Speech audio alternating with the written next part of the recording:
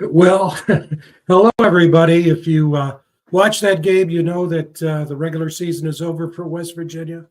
What an incredible way to end the season. Certainly not the way that we hoped. Um, it's Mark Parsons, who was on the pregame show with me. I'm Frank Fear, by the way. If you don't know who I am, and Greg Crist could not join us today, he's under the weather. We wish him best. Hopefully, Dave Gorby will be joining us on the post-game show. But Mark Parsons, who was on the pregame show, said this reminded him a lot of the last game under Frank Cignetti's tenure when West Virginia went out to Tempe and played Arizona State, got out to a 7-0 lead and then lost something like 42-7. Had a pretty good team. I mean, Talley was a freshman back then. Oliver Luck was the quarterback, but a number of other good players. But that was the end. And of course, if you've been following Facebook, all the speculation is this will be the last regular season game and perhaps last game period for Neil Brown. Will just remain to be seen. We don't make those decisions. As I was mentioning just a few minutes ago, everything that we would say is nothing more than speculation. So I don't know if everyone is still on board with Neil Brown staying. Joey, sad day to be a Mountaineer. Yeah, I agree with you. Yeah, get ready for the bowl. The bottom line is that I've seen this happen before, and I'm sure fans that Mike saying getting ready for the bowl, but the bottom line is that we've seen situations where teams have gone through what West Virginia has done, and the athletic director gets up and says, we're not going to a bowl. I don't know if that's going to happen this time, but I think everything has to be taken into a calculation, and the people who are in charge, and that's Neil Brown, that's obviously Ren Baker at point, along with the president, the chair of the board of governors, and the donors. You put everything together, and then you finally make a call. And speculation is pretty, and again, that's what it is pretty fierce that whatever the answer is, we will not have to wait long before it happens. I understand, Joey, you don't want to go to a bowl game, but again, that's not our decision to be made. I understand it's a reward, but the team is 6-6, and according to the rules, it qualified for a bowl game. So the decision is either you don't make an offer, which the Big 12 is not going to allow that. I mean, they want every single team that qualifies to be able to get that payday because the splits to the conference teams depends a lot on those bowl revenues. So yeah, I mean, but again, I understand where people are coming from, but you have to look at it too from the financial side. And if you're the commissioner of the Big 12, you're not going to be happy about a Big 12 team declining the revenues because every year there's pressure just to get enough teams to be able to play in bowls. And sometimes you have to include teams with losing records because there aren't enough 6-6 teams to go to bowls. So I think one of the things I've said all along is one of the things that would be helpful is to think like an executive, think along the lines of the person who's making decisions, the people who are making decisions. And if you look at it from their perspective, if you can, the world looks a lot different from the way it looks from fans. Again, Joey saying deserve a bowl, but if Neil Brown is still the coach, why even tune in? Take the situation at North Carolina. Mac Brown is coaching today against North Carolina State. From what I've read, no decision has been made by the administration in Chapel Hill as to whether or not he'll actually coach in the bowl game because the decision has been made to terminate. So again, if you think about how things are done in the business, accepting a bowl bid for West Virginia doesn't necessarily mean that the head coach, if the head coach has been terminated, will get to coach in that bowl game. That's why we have to wait and see what the administration decides to do. I mean, it's really as simple as that. But if you look at this game, the situation, even from the very beginning, if you look at the mistakes the Mountaineers made, you can say all you want about Hudson Clement dropping that ball, but if you looked at the replay at the very beginning when we didn't make that first down play, that ball was thrown to the wrong shoulder. He had to reach back for it, and this is an issue that we've had with Garrett Green. He knows it. The coaching staff knows it. Announcers know it. And it's very, very simple. And that is that the balls are too high. They're too low. They're on the wrong shoulder. It's just been a recurring issue. And, the way the game ended is really a metaphor for those issues.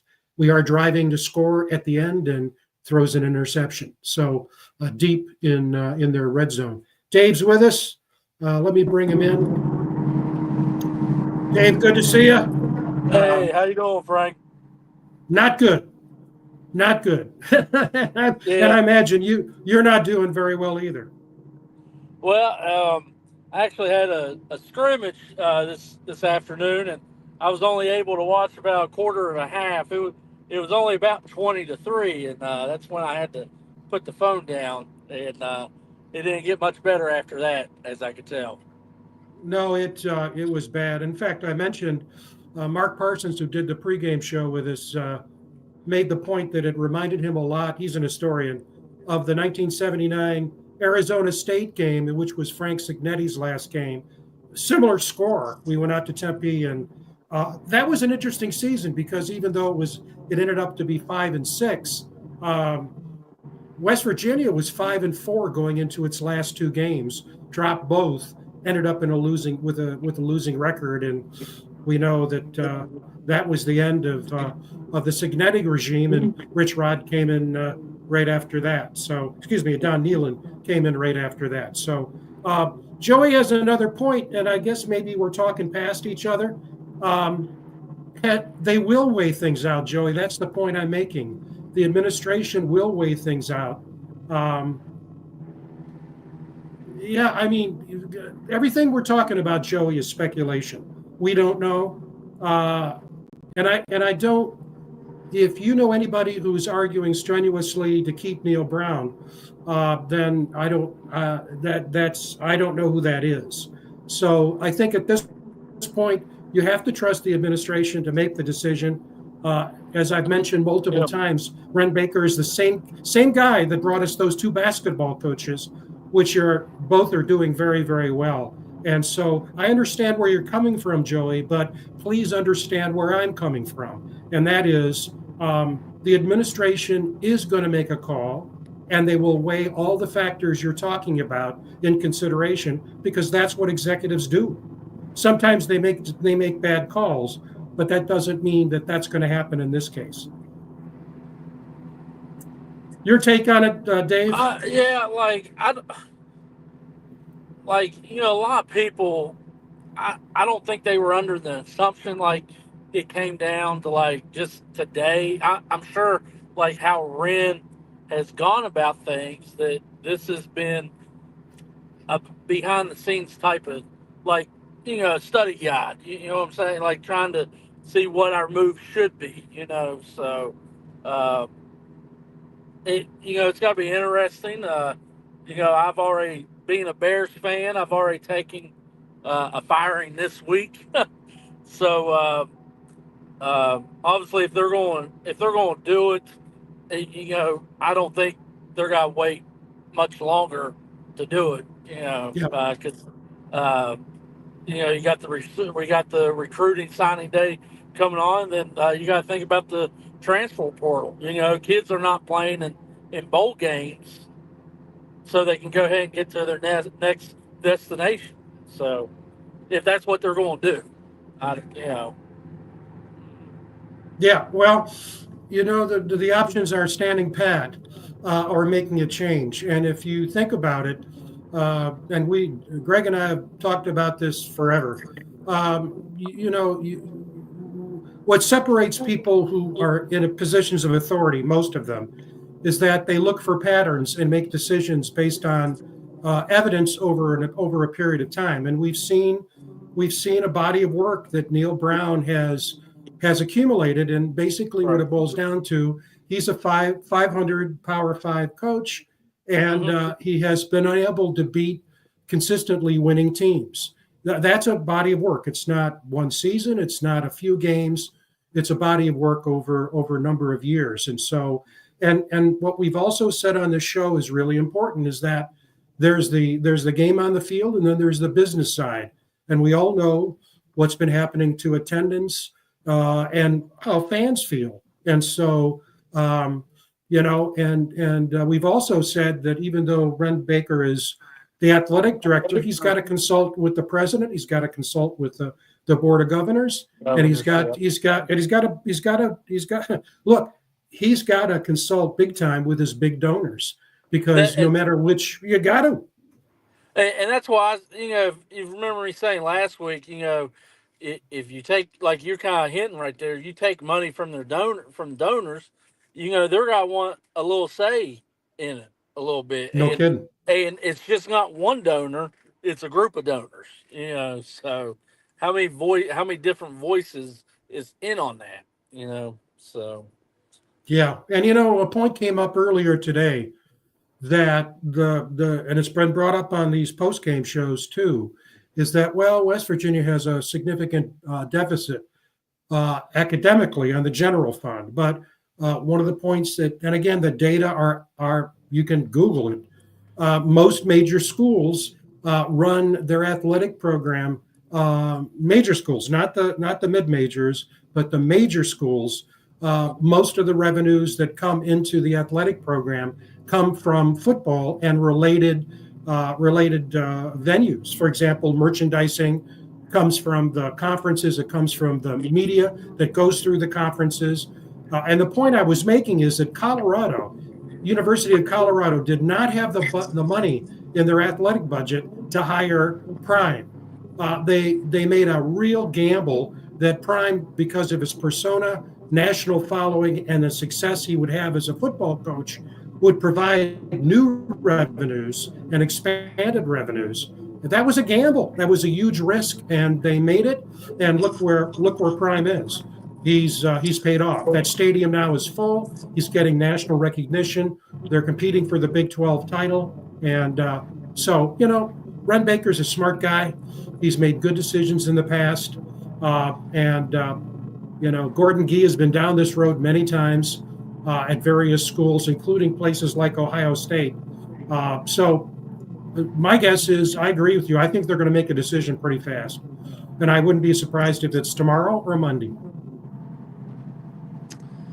Yeah, isn't there like something December 1st on the contract, or so? I'm not know every word for word, but December 1st, right?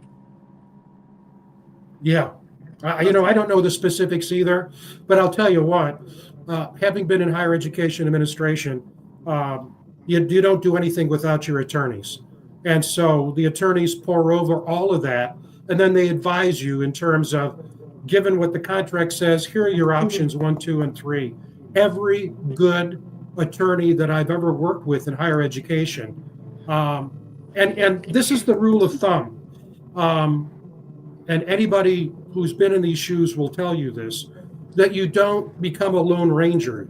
And what attorneys will tell you is, don't come to me after you've gotten yourself in a pickle.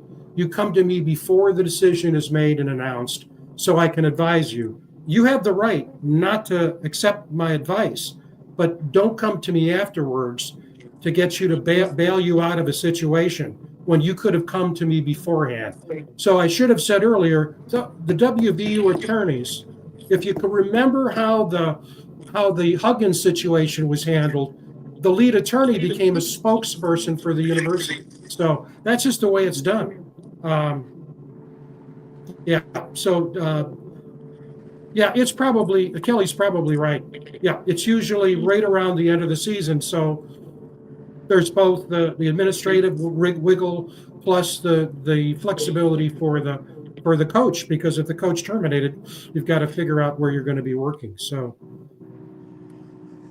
Kelly right there said it's either December or January. I think Yeah, it makes more sense if it's December because everything seems to be quicker nowadays yeah, on the dates. that's right. You know. Yeah, Mhm. yeah. And then you said that the signing date's coming up, and the portal opens up right after that. So it's really a bang bang. I think the portal may open like December 9th or something like that, and then you'll see who West Virginia's after and who will be leaving the team, and we'll just take it from there. But we said this. We thought, yeah, I thought it was a fun game. Yeah, yeah. Uh, Slider must be a Texas Tech fan. But I'll tell you, the I was watching the line all week, and it went in West Virginia's favor. It was down to I think 1.5 before the game, or 2.5, whatever it was. But it came to West Virginia's favor, and they just didn't play well. They didn't play well. They made too many mistakes.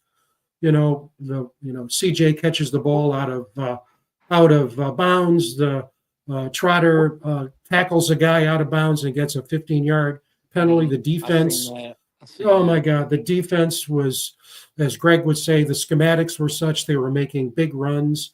Brooks had a big day, but he had a big day last year too. But those receivers, and also, they Texas Tech, you may have seen it or not seen it. They should have had 2 more touchdowns.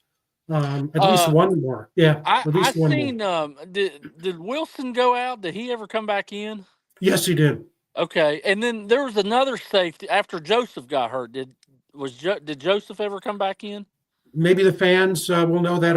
That one I can't recall. Because I knew Boyce came in for Wilson. And I knew who Yeah, that was, but there was like a number 28 in, and I had no idea yeah, who that was. That may be one of the Jackson twins. I'm not sure, but yeah, that was kind of like right when I stopped watching. I had to stop watching yeah, today. yeah, But yeah. Some of the fans may not know, Dave, what you're referring to, your role as an assistant coach.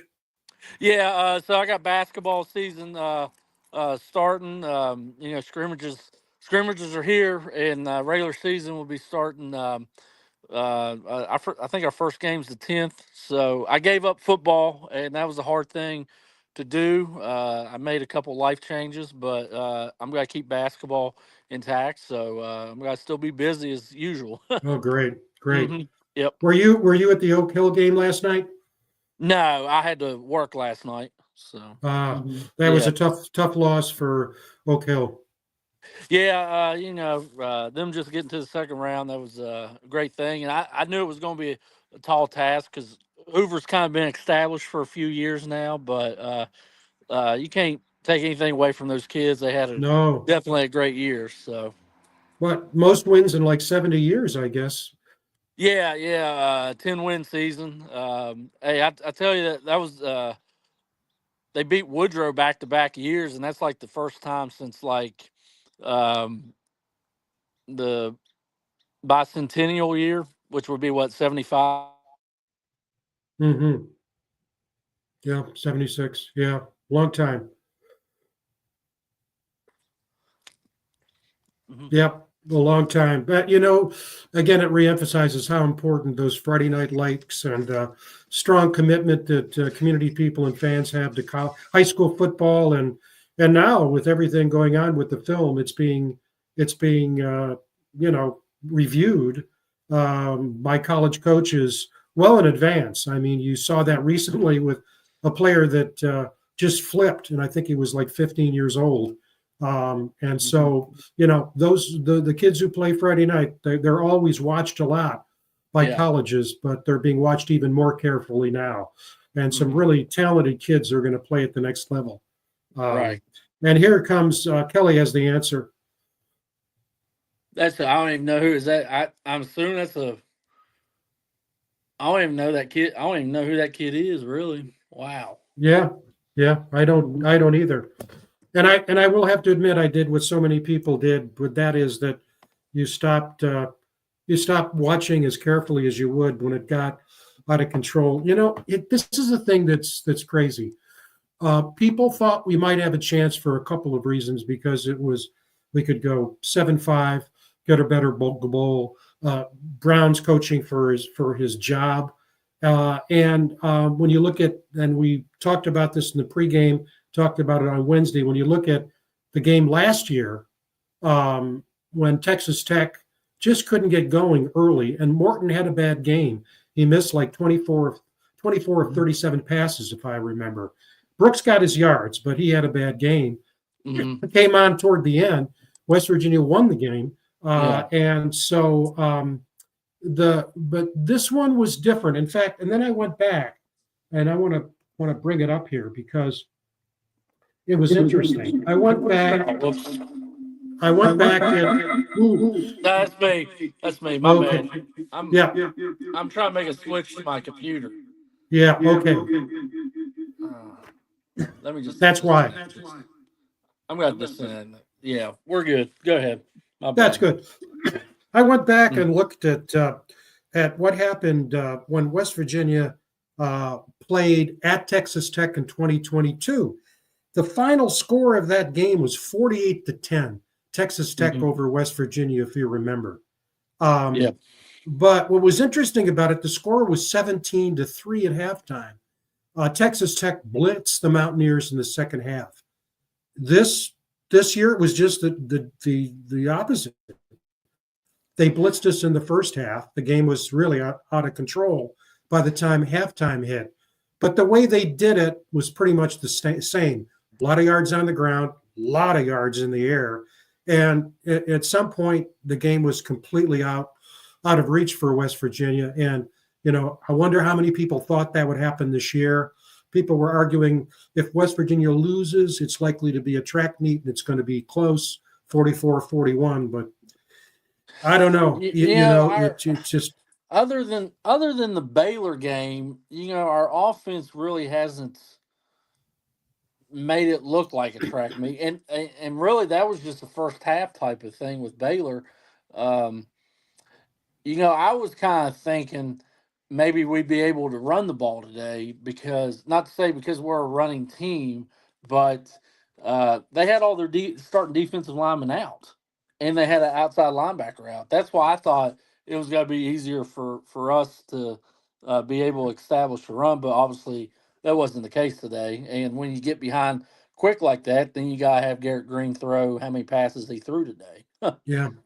Well, the thing that is amazing to me is, because I'm a stat guy, I always look at the numbers because it's easy to have opinions, but what do you base them on?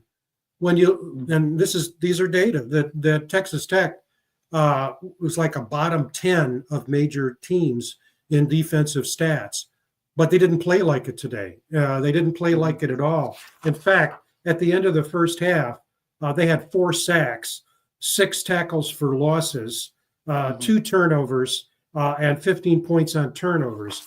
That's not a bottom 10 defense. And then when you look at the offensive statistics, their offensive line this year has given up twice as many sacks. Yes. Yeah, they were. I would say I think they were ranked 80th. Terrible sacks, and it doesn't look like I'm reading 0 on the sack list right now. I mean, we didn't get any sacks. I didn't see any, and you're reinforcing that. And our offensive line, I mean, you saw it. I mean, the defensive ends or linebackers, I'm not sure exactly what the position. Just in a number of cases, they got. You're talking about the overhang. It always seemed like they had a overhang right there coming off the edge. And yeah, I remember seeing that before I turned the game off before I had to. Unblocked, and it happened multiple times. And and here's another statistic. At the end of the first quarter, the total yards were 85-87. They were just about equal, and Texas Tech only had 3 rushing yards. And West Virginia had the time of possession 2-1, 10 minutes to 5 minutes. And then like all season long, it just flips. And so then in the second quarter, that evenness just became one-sided Texas Tech. So it's just frustrating. Yeah. Maybe that wasn't 28. It may have been 23. It may have been Crandall, TJ Crandall. That seems more like it. Mm-hmm. Yeah. Yeah. Mm-hmm. Yeah, that seems more like it. Mm-hmm. Yeah. But because I'm literally just looking at these stats right now. But Yeah. Josh Kelly, man.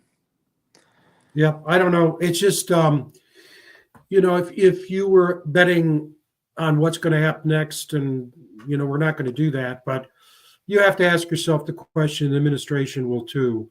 Are we willing to accept this where it's a win, a loss, 2 wins, 2 losses?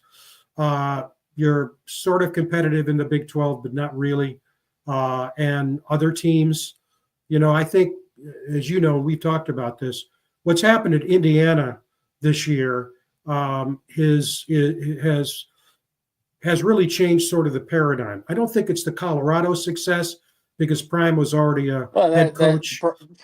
Prime's already a name for himself, and That's right. You basically bring the guys that are probably got to be 1-2 in the NFL draft, to be real. And obviously he didn't have the guys behind them last year. They were close, but obviously it took another transfer report. It took another year to get guys in there to finally say that we're a lot better, to get better as a team. But Signetti being able to bring a lot of those James Madison guys over helped right. that. So if the decision is to bring in whoever, we have to be all in on this first year. We can't take a step back and be like, no, we're not going to give what am I trying to say? We got to have money for the players to come in here to help the situation out. Yeah, and if you look at, it's not. I'm glad you said what you said about Signetti. It's not like he wasn't a coach elsewhere. Obviously, he did a great job at James Madison, and before that, he was at Indiana University of Pennsylvania as well as other places. But the point that a person can come from James Madison, jump into the Big Ten, and with Ohio State losing today to Michigan, which is a huge shocker, 13-10. At Columbus, what it does is it changes the landscape and the way that ADs and coaches and fans look at teams. I mean, it's happening at West Virginia. Did anyone believe that DeVries would come from a mid-major Drake, have to bring in guys out of the portal? Literally nobody is playing now that was here last year. A team that was, only won 9 games. And would be able to beat 2 ranked teams in 3 days and put himself really, West Virginia, with all the odds are it's going to be ranked in basketball. It changes the dynamic.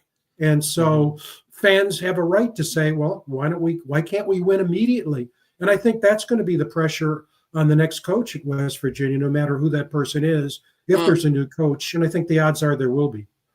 Not trying to jump off track here, because certainly, one of the downfalls on Neil has kind of been how many he's opened up away on Power 5, how many years he's been here. And I was thinking the K-State coach this week was talking about us only playing 8 conference games, stop beating up on each other, because he was talking about a 10-2 record looks better than a 9-3 record. Obviously, but would you be in favor on that and trying to get just having another Group 5 school on the schedule? I thought about that. It's a good question. I think when you look at it from the perspective of what you have to do to be able to be successful, and you look at what the SEC does, which I'm not sure any other conference does, they don't play all their, as you know, they don't play all of their non-conference games at the beginning. And they always save it toward the end of the season. Doesn't make any difference if you're Georgia or Mississippi State. And it's almost always a group of 5 team you're playing, and not necessarily a James Madison type or a Coastal Carolina type. And I think there's a lot of reasons for doing that. Look at West Virginia. I mean, having to start with Pitt and Penn State. Yeah, there was a group of 5 team in there, a good one too. I mean, Albany went to the football championship tournament the year before. They're a good team. We dispatched them pretty. But I think it does make a lot of sense, because I think what happened in the Big 12 this year is they did beat up each other. I mean, Kansas can't win a game, and then I know they lost today, but for a while Kansas couldn't lose a game and had consecutive upsets. And so you're always trying to strategize to see what's best for the conference in relationship to the national scene. I think now obviously we play non-conference. I think the Big Ten plays non-conference games, but definitely the SEC don't and the ACC doesn't. That's right. So definitely something to think about there. But yeah, the big problem again, as you know, is that you grow these conferences. That means that even you get the spread in terms of who's playing whom, and then if you have the uneven number, like we do, you're playing 5 home games or 4 home games, which means in some years you're playing 5 games on the road. Yeah. But it's a tough call, and again, the decision makers, including obviously the presidents of the universities and the president of the Big 12, have to play a big role, and you got to look at the dollars and cents associated with that too. So it's a toughie. Man, it's crazy what these Group 5 schools are. It's like they almost got the Power 4 schools. Like they know they have them, so they're gonna charge them extra. Like I was thinking this year, like UAB charged Arkansas like 1.7 or 1.8 just to come play them one time. And I remember not too far ago, it was not even $1 million. So, well, and they have to, Dave, because again, on the financial side, whereas as the major schools like Purdue, Penn State, Ohio State, Michigan, almost all of the money, if not 100% of the athletic revenues, come from athletic sources. These smaller schools, 50, 60, 70, 80% comes from non-athletic sources. And so when a team like that, is playing Arkansas, they've got to look at the big paydays. You take a New Mexico State, they're gonna pay for a lot of their football program by going to play SEC schools. Odds are they're not going to win. Last year they did, because Diego Pavia was a tremendous athlete at quarterback. They almost upset Tennessee today. I mean, he's now playing for Vanderbilt, but they need that money to survive, because the costs in football, uniforms, equipment, travel, are so significant, and they don't have the big media paydays the way that the West Virginia does. And we said on this show, no more than 8% of the WVU athletic budget comes from the university's general fund. The rest comes from other sources that are athletic, donors, media, conference, etc. That's just the way it is. So it's tough. But that's, as the more I think about it, I like the way the SEC does it. You can also bring your second and third string players in to play later in the season when they've done a lot of practices, even your freshmen. So it makes a lot of sense. Nick Saban did that every year. Yep. Yeah. So I don't know. I mean, a couple of announcements are going to be made fairly soon, I think, whether Brown's going to continue. If he does, if he is let go, whether he'll coach in the bowl game, should WVU say yes to a bowl game.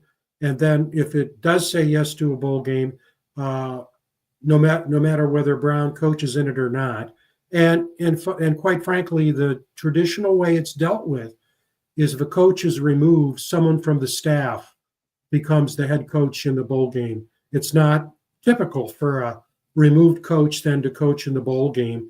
What I'm saying is, if you look at the record over time, if Brown is dismissed, what are the odds that he'll coach in the bowl game? Not necessarily very high. Yeah. And then who will play? That's a second Here we got one here. Got to get rid of Brown this week before the December 9th portal opening. Got to have a head coach in place before portal opening for recruiting. And I would just add to that, Timbo, and Dave, get your thoughts. To be able to retain most of the players, I would think, and to be able to have the best attraction in the portal, you got to bring in a named coach. You got to bring in a profile coach. Yeah. Everybody knows their name. And at West Virginia, the couple names come to the top. Rich Rod and Jimbo are the two names that come to the top. That's the sexy names right now, just because of their ties to the state, and obviously Rich Rod being a former coach here. So like you said, you got to get somebody in place so you can retain, not 100% retain, but a majority maintain of the roster. That's right. What do you think of Sam's comment here? What we got?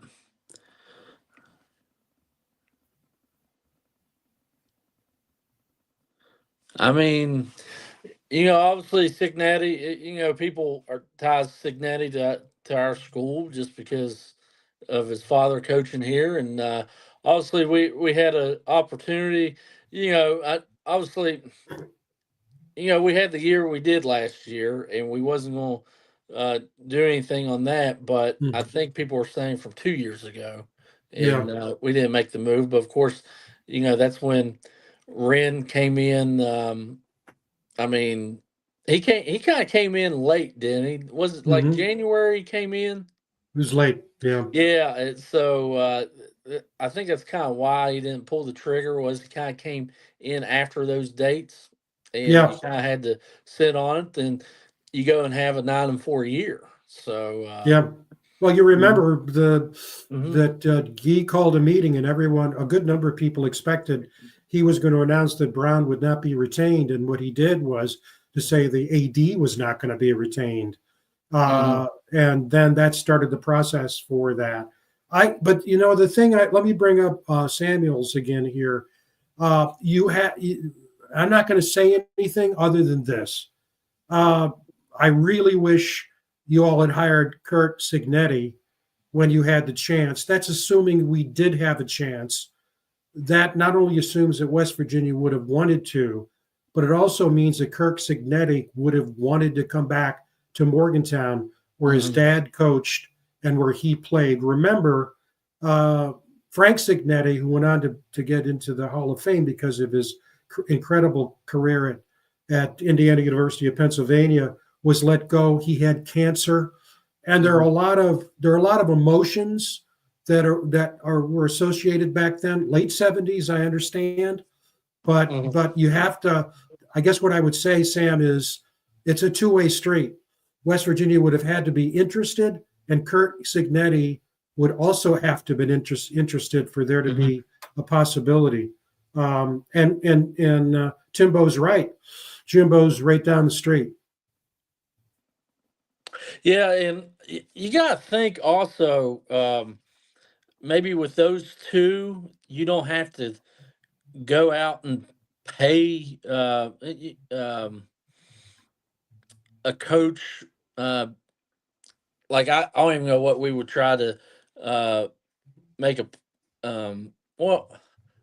make a big pay raise is what I'm trying to get at with those two names coming here. Would you think, or I'm not saying that they would do it for, just $1 million, but I wouldn't think like we wouldn't have to go give them.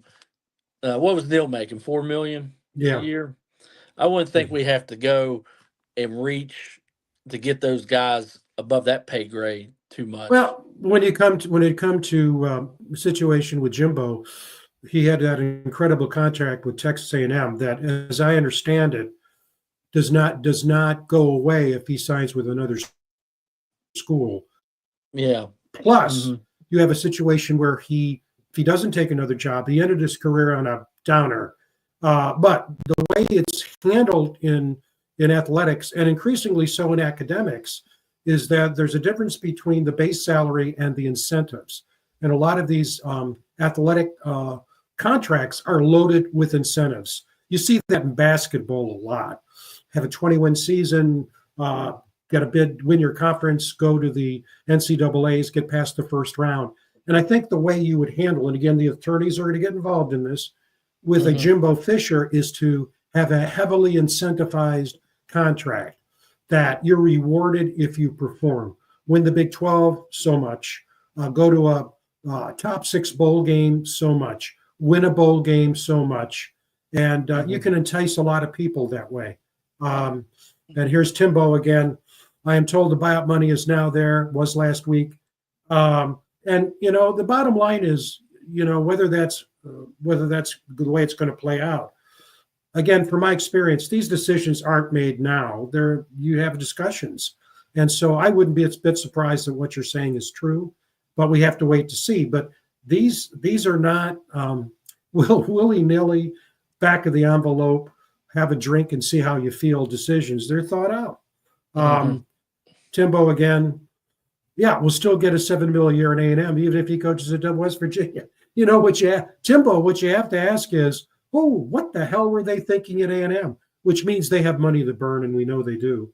They're almost year after year, Texas A&M, and Ohio State are at the top of revenues in, money spent for major college athletics. They've got money. Yeah. So that's it. So we're just going to have to see. But Joey's been saying he believes that he's been saying it publicly. Fans have mentioned this to me, that he believes that Jimbo is going to be named. A number of other people who say they have inside information say the same thing, that he wants to go out on a high rather than the way he went out. And when you've got people like Mac Brown, as you know, who are coming back after winning a national championship at Texas, you got to have something that gives you the fire in the belly, because you're not a 30-year-old or a 40-year-old trying to get there. And you've never, so you got to have it.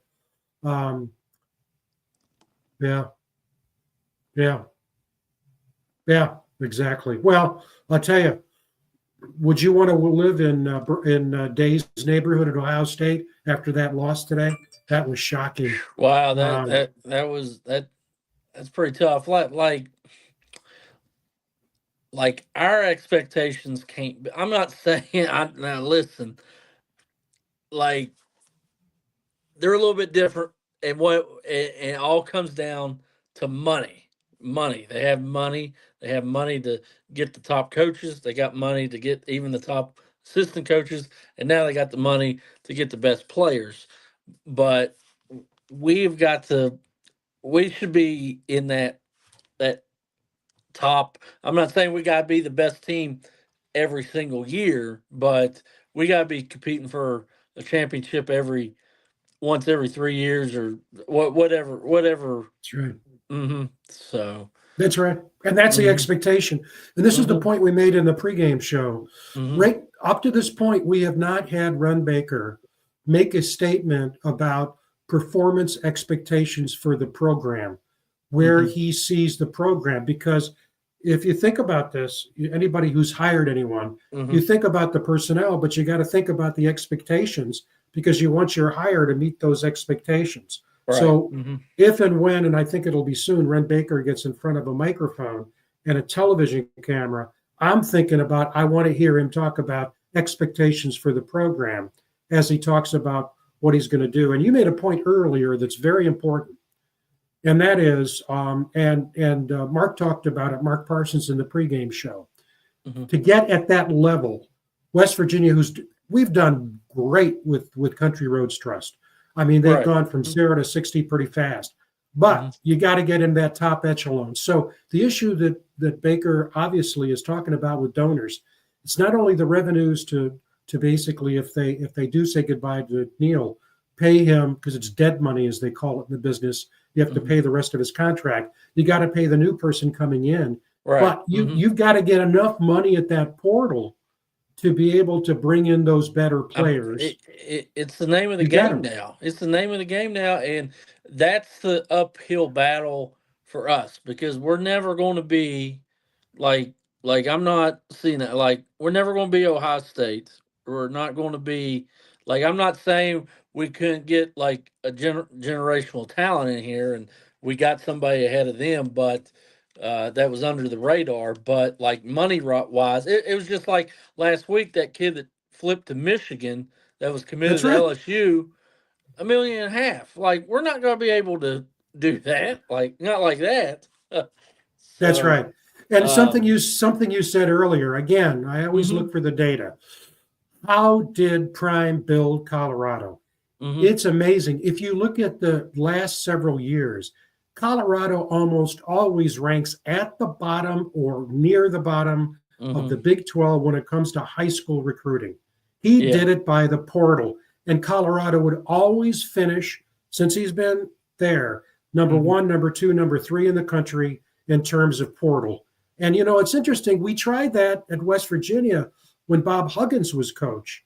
The difference was that, and I hate to say it, but the guys that went to Colorado, uh, they were the kinds of guys that took the money and performed on the field.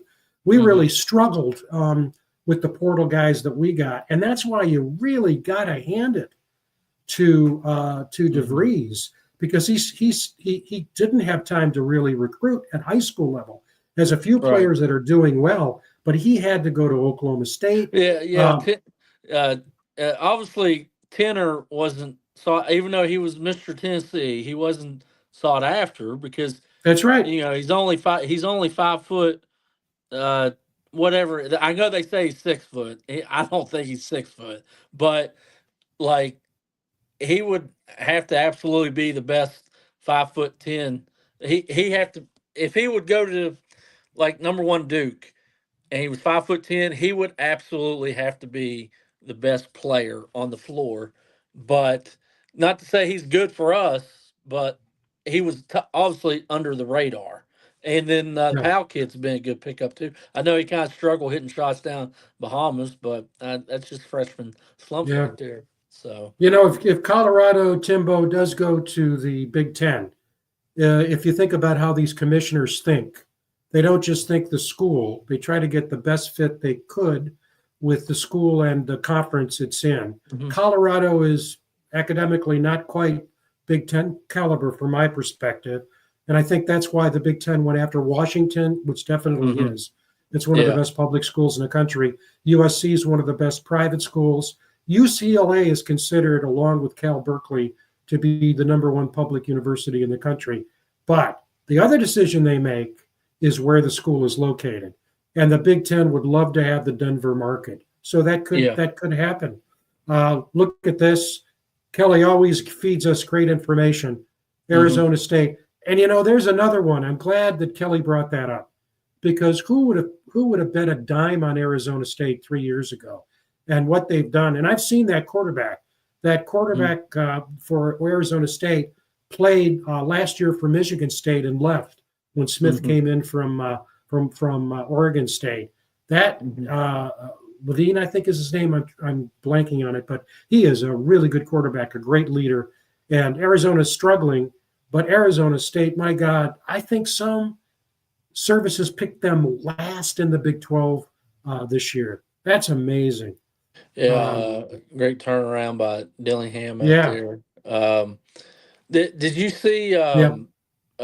He had an incentive this week. He got like $100,000 incentive on See, there you something go. Yeah, but he gave it. You know what he did? He split it amongst his assistants. Is what he did. yeah. It's what's interesting is that if you think about the importance of incentives, Hmm. it's not only a good strategy, a good tactic, but it's a good strategy because you don't have to spend the money up front. It's not guaranteed. It's based on performance. And one of the things that I think we see in a lot in baseball is these players sign a long-term contract, and maybe a person doesn't pan out. They're a 220 hitter.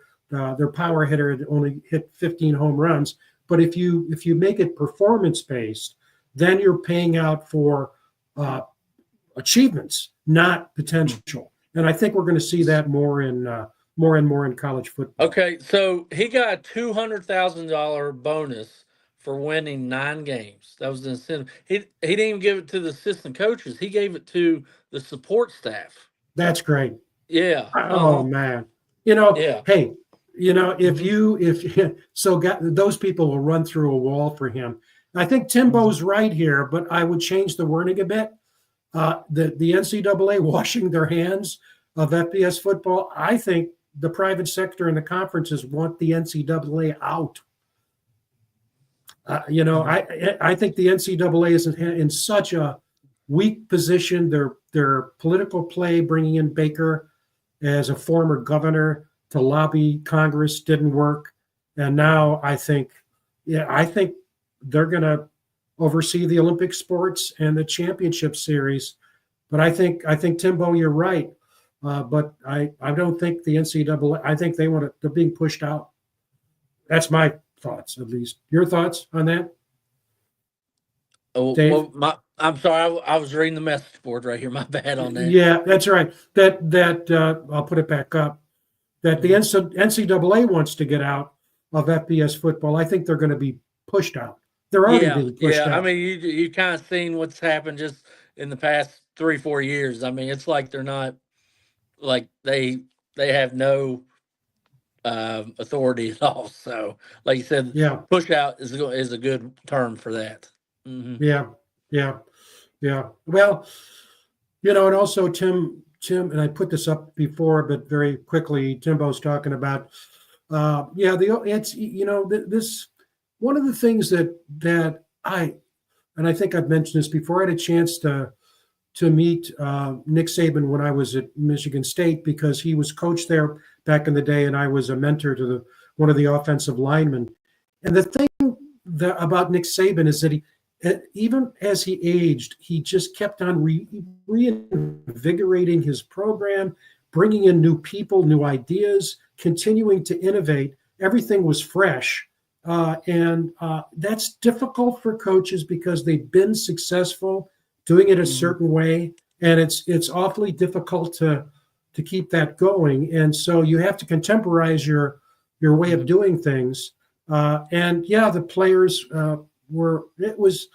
it was tough. But I do know a lot of people supported Huggy Bear at the end and believe that he should have been given another chance. It is what it is, and we are where we are. And this current, the foot basketball team plays Georgetown on Friday night, and that place is going to be rocking. That's the Big 12, Big East Challenge. It's going to be something. Here's another one. I think Neil Brown just gave Ren Baker a gift. Ethan Schaefer. It'll be much easier to fire him after today's performance. Wow. Amen. I won't miss him. And based off the DeVries hire, I feel comfortable with his replacement.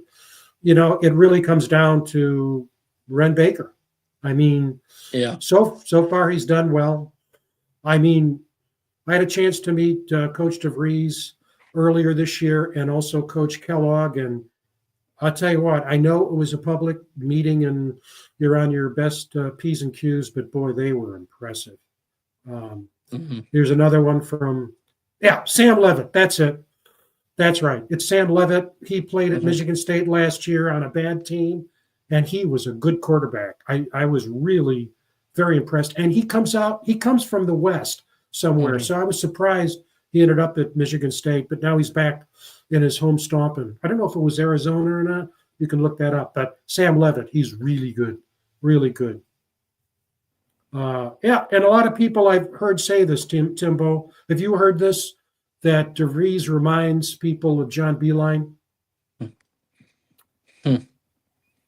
Pretty he good. Came in and, Well, interesting. I think it just reminds you just seeing offense, like not like the single set, slow down, single set, just their constant motion, everybody moving at perfect timing and all that. And that's just kind of how the John Beilein teams were. Obviously, we're not going to see the 1-3-1 zone. That's right. And we're a little bit smaller. We're smaller this year. Obviously, I think you give them time. We're going to get some size in there. And rebounding won't be a problem. Of course, rebounding wasn't a problem yesterday, but there's going to be times that we kind of get out rebound a little bit just because.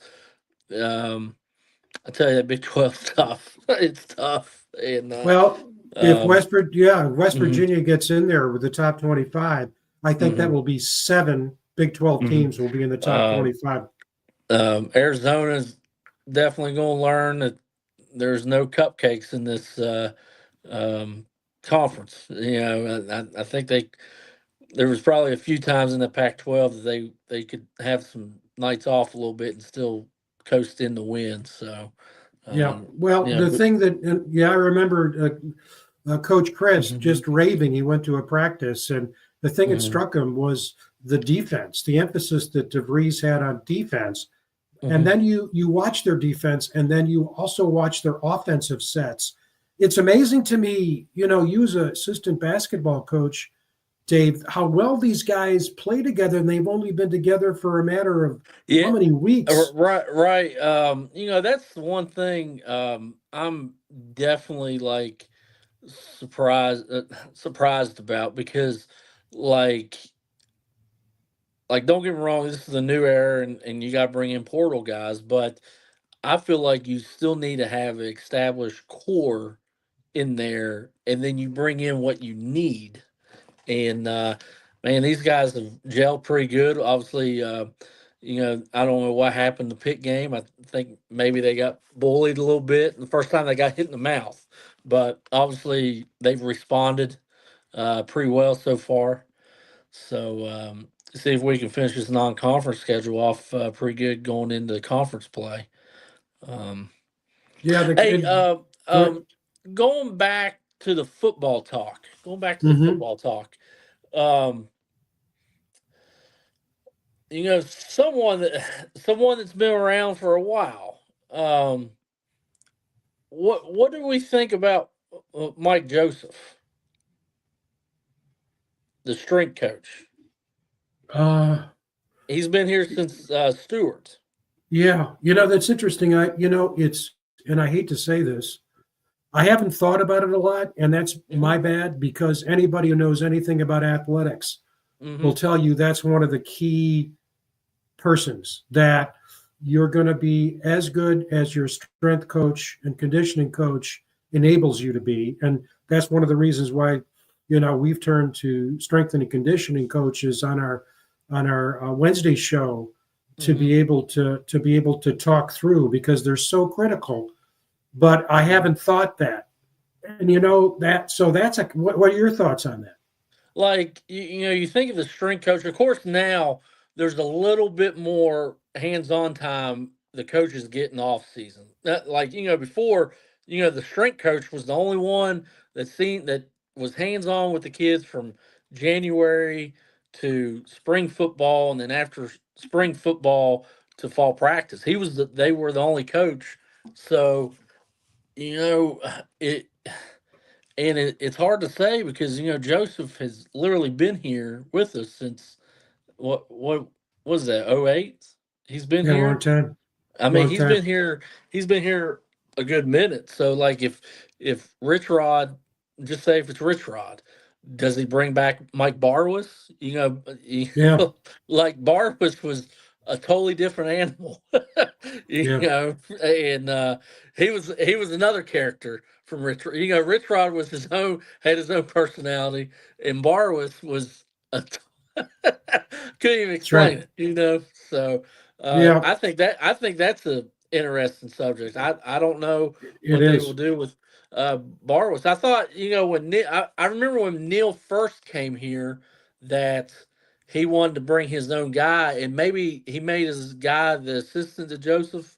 Maybe I can't Can't remember remember. because apparently Joseph is like being able to stay within three coaches tenures. I mean, that's like unheard of, I guess. So, um, but yeah, I think that's going to be an interesting thing. Yeah. You remind me, we've got to invite Al Johnson back, Okay, who's the yeah, strength and conditioning coach. Neyland's guy, yeah. Yeah, back in the day, who's highly thought of.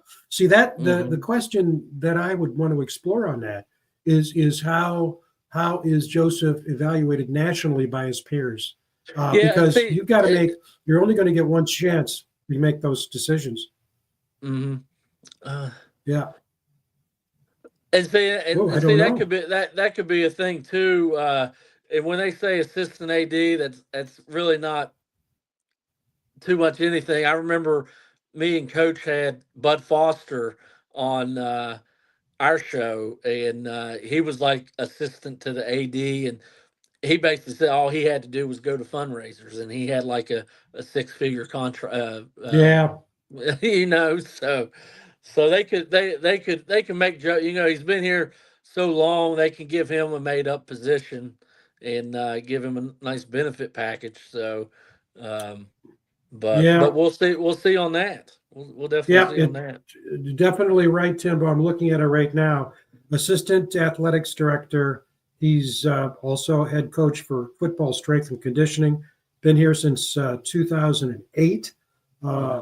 And until being named assistant athletics director in 2018, and then having the joint position in 2019. So it's been a while. He administers, coordinates, develops, implements, and teaches strength and conditioning programs. Has coached 27 football players over the years who've earned All-America honors, and more than 100 athletes who are either drafted or signed free agent contracts in the NFL. He was at Eastern Michigan before he came, and he earned his degree from Fairmont State in '99. He's certified by the Collegiate Strength and Conditioning Coaches. Yeah, so I mean, the person who comes in as coach, my guess is they're going to have not only a big say, but I don't know what things are deal breakers, but we'll just have to see how. I think it's a good question you raised. Good question. Mm-hmm. Yeah, it's definitely one that I don't think a lot of people are thinking about at this moment, but because they're thinking of the top guy, but somebody that's just been in the program for a lot of years. Yeah, So. Dave, really, he's got a new member here. Thank you so much, Timbo. Thank you very much. We appreciate that. You contributed significantly, and as everyone did, I'll use a baseball metaphor here, out of season, hot stove lead. We're rounding third and literally heading for home. It's over an hour. And Dave, thank you so much for taking the time, particularly coming out of practice to do this. And you and I both are close to Greg Crist. We wish him well, and we hope he'll be back in the saddle quickly and as soon as possible. We'll just see how. And I mentioned also on the pregame show, our other sidekick, Mickey Plumley, is down with bronchitis, and we hope he'll be back for the Wednesday show. And let me also put a plug in for that Wednesday show. We're on 7 o'clock, and we always plug the Then and Now theme, where we talk about what's going on in West Virginia football and other sports now, but also we go back in time. And the person we're going to have next week is David Lockwood. Played, DB for WVU back in the day when Rich Rod was here. When Don Nealon was here. I'm mixing my decades up here. But he has made his national reputation as Coach Lockdown. And he's coached, 10, 12 schools over the years, most recently the Minnesota Gophers. And I think always, or close to it, I think always on the defense, and has been relied upon by incredible coaches. He's coached at Notre Dame, came back to WVU, and has coached at various levels. Appalachian State back in the day, Wyoming, Memphis, James Madison. Great guy. Gotten to know David a bit, and I think people are going to look forward to what he has to say. And of course, we'll cover what's going on in football and basketball, because there's going to be some movement this week. There's no question about that. And so any final comments before we sign off here, Dave? No, like I said, I'd like to apologize getting on here late today. Definitely appreciate you having me on here, though. Wish it was a little bit better day, but we're going to have tomorrow, and we'll figure it out, So Yeah, very good. And we hope to have Mike Dunlap back with us on the post-game show soon. Mike had surgery last week, and we wish him the very best. He's a good friend, and we couldn't do this show without Mark, who was on the pregame show, and Mike, who was on the has been on the. We put up their pictures here. Where are you guys? You're here somewhere. There they are. Flash them up here because we rely on them so significantly for the work we do. Greg and Mickey and I appreciate them a lot. They've become good friends and they're great contributors. I want to thank everybody for watching over the season. We picked up the pre and post when there was a transition, when Joey decided it was something he would no longer do. So we appreciate the opportunity for Joey that Joey afforded us. We enjoyed being with you. Hope you watching us gain something from it. Thank you so very much. And we hope to be back next season, but as we know, that's a long way away. So for Dave Gorby, for Greg Crist, who couldn't be with us today, Mike Dunlap, who also couldn't be with us today, have a great rest of the holiday weekend. And we hope to see you pregame, postgame, if we go to a bowl. Will just remain to be seen. A couple more comments coming in. Let me get those up for the people. We got, yep, a lot of talk about Neil and UMass, where he played, transferred from Kentucky, right? Yeah. And good show, Frank and David. Thank you. And thank you, Kelly, for your loyalty. And we'll see everybody next time.